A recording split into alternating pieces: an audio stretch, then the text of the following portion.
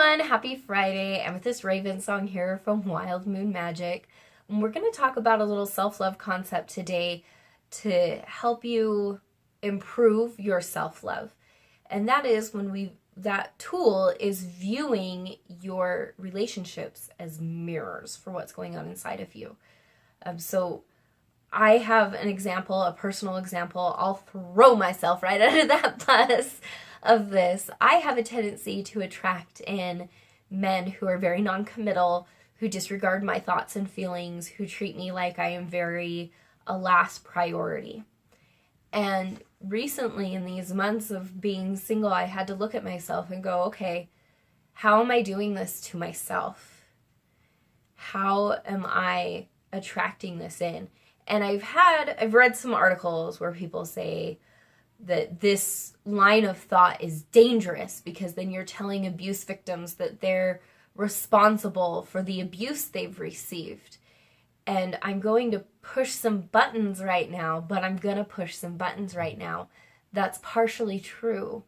We accept that. And I can say I've had a just litany of shitty relationships, but I've never been physically abused in a relationship because my energy and my boundaries that's a hard no. And I've never attracted in someone who's tried to test that because my boundary is so firm.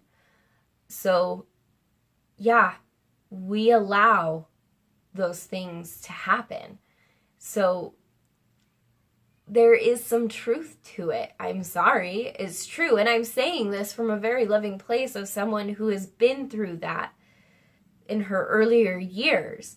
But once I made that decision that was no longer allowed to be a part of my life, it wasn't. The energy was there. And it stopped when I was 14. It was done because I decided that was not okay for me.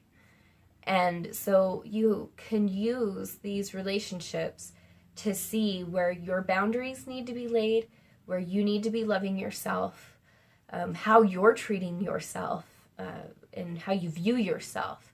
I attracted in men who I was a very last priority, and that was very true to me. I have made myself for years a last priority. Everybody else came before me, and it was very indicative of what was going on inside of me. So now I get to give thanks and gratitude for those relationships that helped me see where I needed to grow next.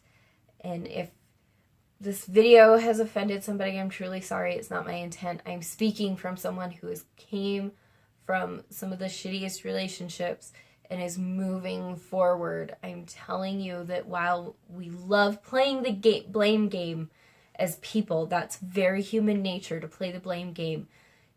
Freedom is found in accountability and self-accountability when you can go, what is my part in this scenario? What is my responsibility? Then you can start to take back the power and transform your relationships and transform your life. So don't shy away from accountability when you are looking at these relationships as mirrors. Don't let it deter you when you see like, oh, I have a pattern of verbally abusive partners. The fact of the matter is you're probably verbally abusive to yourself as well. And if you can start to change the internal dialogue, the external dialogue will reflect it. Either that particular person will make their exit or they will shift with you. And it has happened.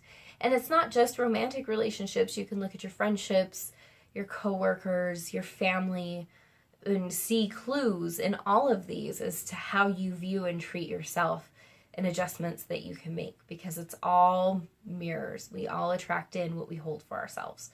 So look at those relationships and see where you can love yourself better and treat yourself better and have better boundaries for yourself, and therefore a brighter tomorrow than you had today. Something better, something happier, something that makes you feel full and light. So don't shy away from self-accountability. Look at your relationships as mirrors and see what's going on inside of you and make those adjustments and love yourself better because you deserve it. I hope you guys have a great day.